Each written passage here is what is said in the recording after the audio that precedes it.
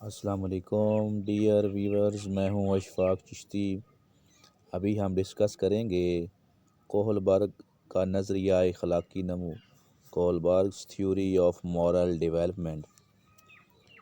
Kohlberg کا نظریہ اخلاقی نمو اس امر پر فوکس کرتا ہے کہ انسان اخلاقی استدلال کے 3 درجات سے گزر کر اخلاقی معیارات کی منزل حاصل کرتے ہیں۔ اس کے خیال میں اخلاقی نمو کے تینوں درجات لازمی طور پر فرد کی ذہنی نمو پر منحصر ہیں۔ امریکی ماہر نفسیات نموی نفسیات لارنس کولبرگ 1927 کو پیدا ہوئے اور 1987 میں ان کا انتقال ہوا۔ انہوں نے اخلاقی استدلال، بنیاد، نظریہ وقوفی نمو پیش کیا۔ اس کے نظریہ کی بنیاد یہ بیانیہ ہے کہ بچے مختلف قسم کے مخصوص سوالات کا کس طرح رد عمل دیتے ہیں۔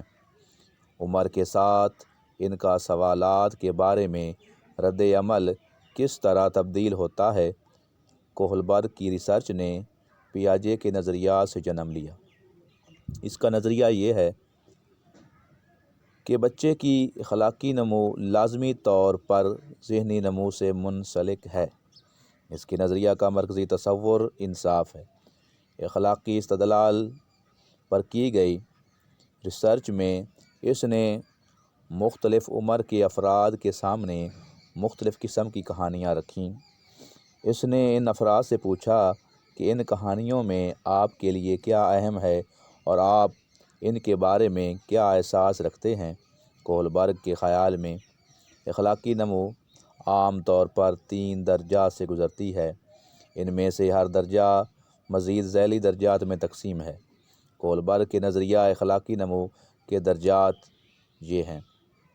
Number 1، the pre conventional level of morality, قبل رسمی درجہ اخلاقیات۔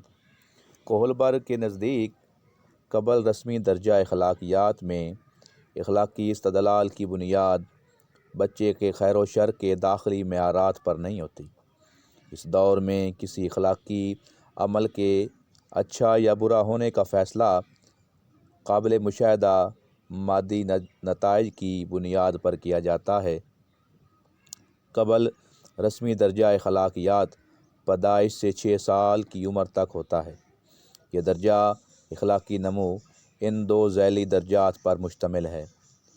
Number 1، obedience and punishment orientation, اطاعت و سزا بنیاد رخ بندی۔ قبل رسمی درجہ اخلاقیات کا یہ ذیلی درجہ پیدائش سے شیر خارگی تک رہتا ہے۔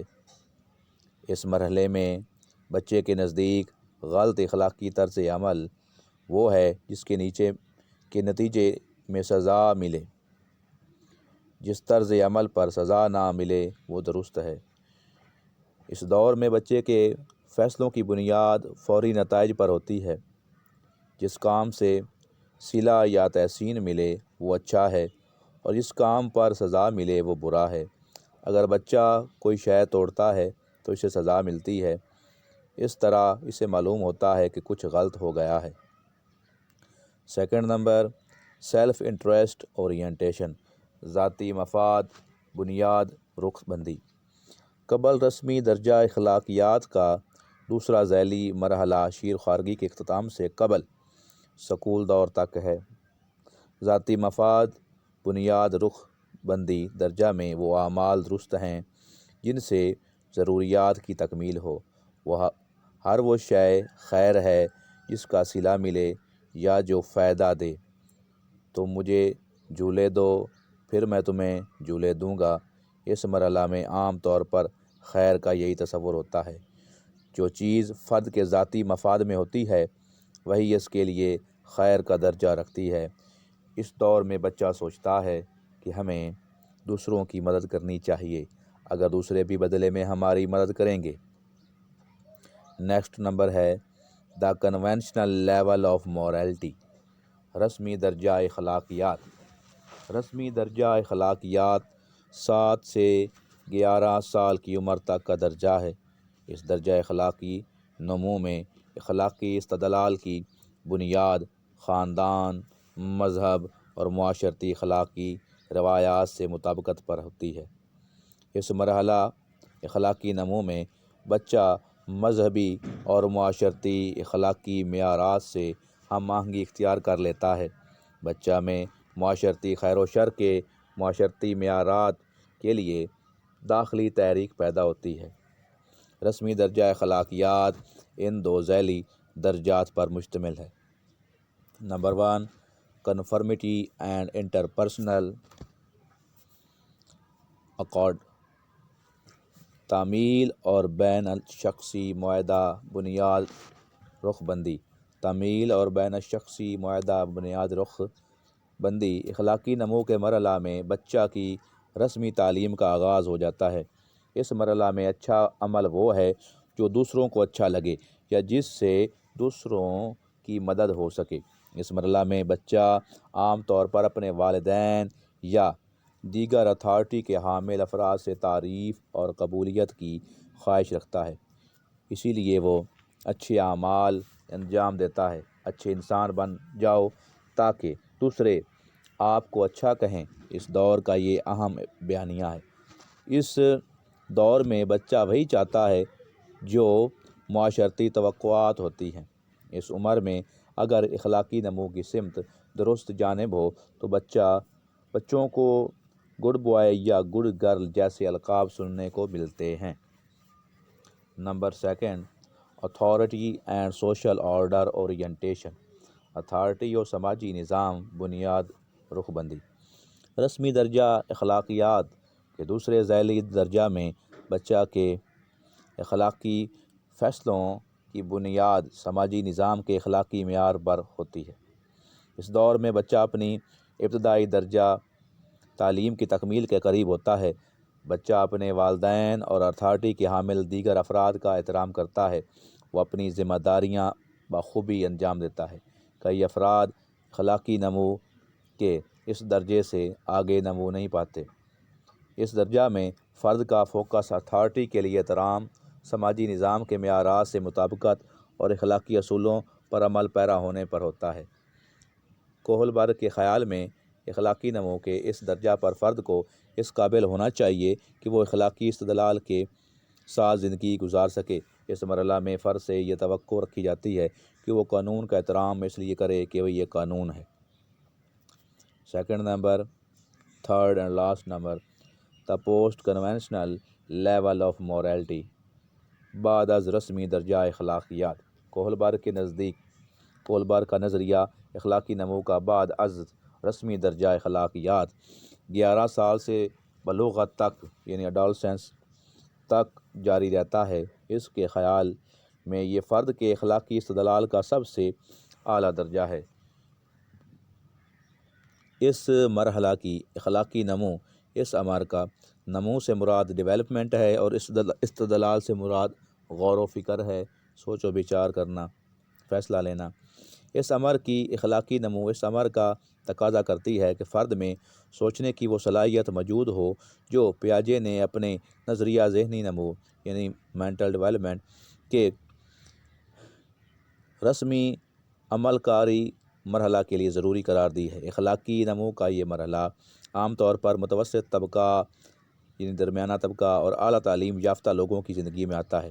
اس درجہ اخلاقی نمو پر ضروری نہیں کہ فرد دوسروں کے تشکیل کردہ اخلاقی معیار پر ہی عمل پیرا ہوگا۔ وہ کئی دوسرے اخلاقی متبادلات کا تجزیہ کرتا ہے۔ وہ محسوس کرتا ہے کہ کئی اخلاقی اصول بعض اوقات بنیادی انسانی حقوق سے متصادم ہوتے ہیں، یعنی اختلاف رکھتے ہیں۔ اس وجہ سے وہ اپنی زندگی کے لیے روایتی معاشرتی معیارات کے بجائے ذاتی اخلاقی اقدار تشکیل دیتا ہے۔